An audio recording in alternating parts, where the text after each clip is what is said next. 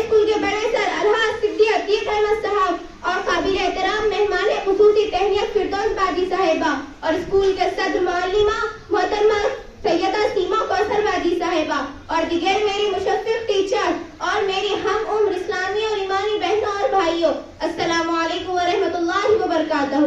آج میں آپ سب کے سامنے جس عنوان سے تقریر پیش کرنے جا رہی ہوں، یہ وہ عنوان ہے جس کا قرآن مجید میں متعدد مقامات پر تذکرہ موجود ہے اور پیغمبر اسلام صلی اللہ علیہ وسلم کا سب سے امتیازی اور نمایاں وصف ہے، وہ ہے اخلاق اور کردار۔ محترمہ صدر، موجودہ حالات میں اچھے اخلاق اور کردار کی بہت ضرورت ہے کیونکہ زمانہ بڑی تیزی کے ساتھ بد اخلاقی اور بد کرداری کی طرف جا رہا ہے۔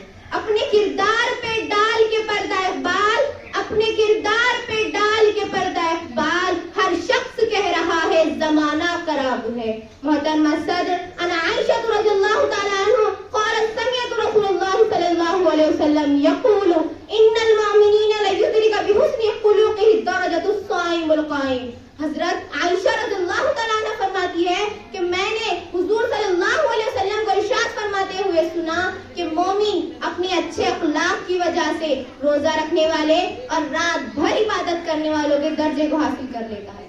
محترمہ صدر، یہ بات بہت غور سے اور دھیان سے سننے کی ہے کہ بعض لوگ تعصب کی عینک لگا کر کہتے ہیں کہ اسلام تلوار سے پھیلا ہے۔ یہ جھوٹ ہے۔ یہ بات میں قسم کھا کر بھی کہہ سکتی ہوں کہ اسلام اخلاق سے پھیلا ہے۔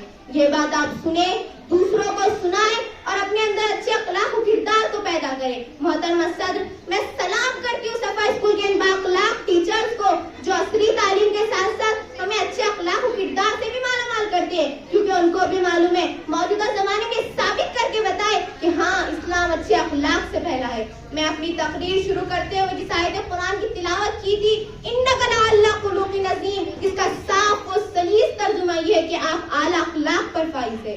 خدا کرے ان اعلیٰ اخلاق پر ہم فائز ہو تاکہ دنیا و آخرت میں ہم فوز و فلاح حاصل کر سکے اور جہاں رہے وہاں اپنا ایک مقام بنا سکے اور یہ ثابت کر سکے کہ ہاں اسلام اچھے اخلاق سے پھیلا ہے۔ اس لیے موجودہ حالات میں اچھے اخلاق و کردار کی بہت ضرورت ہے۔ اتنا کہہ کر میں اپنی تقریر ایک شعر پر ختم کرنا چاہتی ہوں۔ اس نے کردار سے تو نور مجسم ہو جا، اس نے کردار سے تو نور مجسم ہو جا کہ ابلیس بھی تجھے دیکھے تو مسلمان ہو جا، وما علینا الا البلاغ المبین۔